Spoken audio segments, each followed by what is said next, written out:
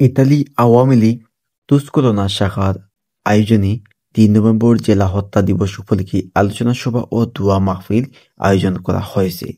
ইতালির স্থানীয় সময় মঙ্গলবার সন্ধ্যায় দিবসটি পালন করা হয়। এ সময় বক্তারা ৩ নভেম্বর জাতীয় চার নেতা সৈয়দ নজরুল ইসলাম, তাজউদ্দিন আহমেদ, এম মনসুর আলী, মোহাম্মদ কামরুজ্জামানকে স্মরণ করে জেলবন্দি অবস্থায় বিচার বহির্ভূত নির্মমভাবে হত্যার কথা তুলে দেন। ৩ নভেম্বর জেলা হত্যা দিবস স্মরণে তুস্কলনায় কলাপাতা রেস্টুরেন্ট, তুস্কলনা আওয়ামী লীগের সভাপতি জহিরুল ইসলাম সভাপতিত্বে ও তুস্কলনা আওয়ামী লীগের যুগ্ম সাধারণ সম্পাদক কাওসার মিয়ার সঞ্চালনায় জেল হত্যা দিবসের স্মরণ সভায় অনুষ্ঠানে প্রধান অতিথি হিসেবে বক্তব্য রাখেন ইতালি আওয়ামী লীগের সাধারণ সম্পাদক হাসান ইকবাল।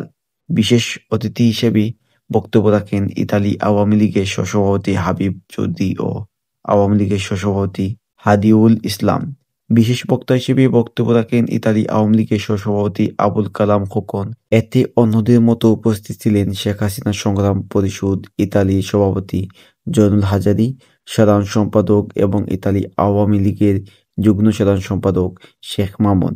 এছাড়া অনুষ্ঠানে বক্তব্য রাখেন ইতালি আওয়ামী লীগের সাংগঠনিক সম্পাদক ফারুক ফরাজি, সাংগঠনিক সম্পাদক নজরুল ইসলাম মাধবপুর, সাংগঠনিক সম্পাদক মাহবুব রহমান রেন্টু, দপ্তর সম্পাদক শাহজালাল, প্রচার সম্পাদক বাবু ফরহাদ, ইতালি মহিলা আওয়ামী লীগের ভারপ্রাপ্ত সভাপতি উম্মে হানি চৌধুরী, ইতালি যুবলীগের দপ্তর সম্পাদক সুহেল বক্সি, ইতালি যুবলীগের সমাজ কল্যাণ সম্পাদক মহি তবদার, ইতালি ছাত্রলীগের সভাপতি সাইফুল ইসলাম মাতব্বর, ইতালি আওয়ামী লীগের সদস্য ফারুক আহমেদ বলেন, জেল হত্যা বাঙালি জাতির জন্য এক কালো অধ্যায়। আলোচনা শেষে সবাই চার নেতার জন্য দোয়া ও আত্মার মাগফিরাত কামনা করেন।